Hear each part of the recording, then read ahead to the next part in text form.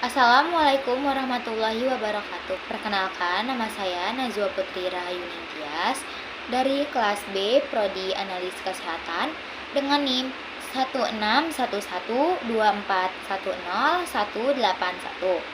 Di kesempatan kali ini, saya akan menyampaikan materi tentang kedudukan bahasa Indonesia sebagai bahasa nasional dan negara. Sebelum membahas materi ini lebih jauh, apa yang teman-teman ketahui tentang kedudukan bahasa Indonesia?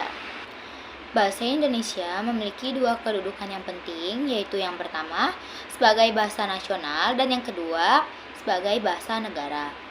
Bahasa nasional digunakan oleh warga negara Indonesia untuk berkomunikasi sehari-hari, berkepentingan tertentu, baik secara lisan maupun tertulis. Bahasa nasional didasarkan pada Sumpah Pemuda pada tanggal 28 Oktober tahun 1928. Terutama butir ketiga yang berbunyi, "Kami putra dan putri Indonesia menjunjung bahasa persatuan bahasa Indonesia."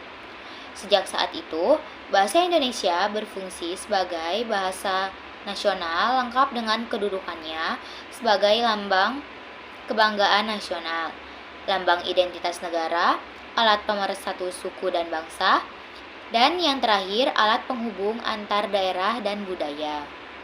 Sedangkan kedudukan sebagai bahasa negara dimiliki sejak diresmikannya Undang-Undang Dasar 1945 pada tanggal 18 Agustus tahun 1945 dalam Undang-Undang Dasar Bab 15 Pasal 36 tercantum, bahasa negara ialah bahasa Indonesia.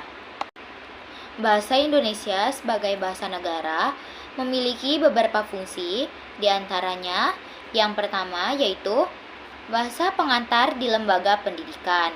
Yang kedua, bahasa resmi dalam perhubungan tingkat nasional untuk kepentingan pemerintahan, perencanaan, dan pelaksanaan pembangunan. Yang ketiga, bahasa resmi dalam pengembangan, kebudayaan, dan pemanfaatan ilmu dan teknologi. Yang keempat, alat pemersatu suku, ras, dan antar golongan. Dan yang terakhir yaitu yang kelima, ada alat untuk menyampaikan ilmu pengetahuan kepada berbagai kalangan dan tingkat pendidikan. Bahasa memiliki peran yang sangat strategis dalam interaksi sosial.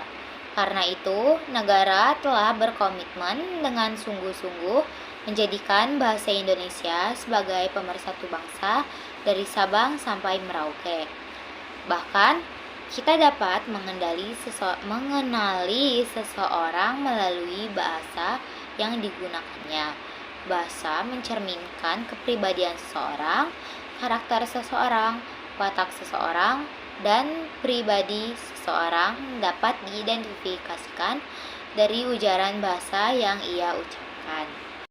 Selanjutnya, di sini saya akan menjelaskan peran bahasa Indonesia dalam kehidupan sosial. Yang pertama yaitu sebagai sarana kegiatan manusia. Bahasa Indonesia digunakan sebagai sarana dalam kegiatan manusia seperti dalam bidang kebudayaan, ilmu pengetahuan, dan teknologi. Yang kedua yaitu ada alat kontrol sosial. Bahasa Indonesia digunakan untuk kontrol sosial seperti dalam buku pelajaran, ceramah, agama, orasi, diskusi, dan iklan layanan masyarakat. Ketiga yaitu sarana menyimpan dan memindahkan informasi.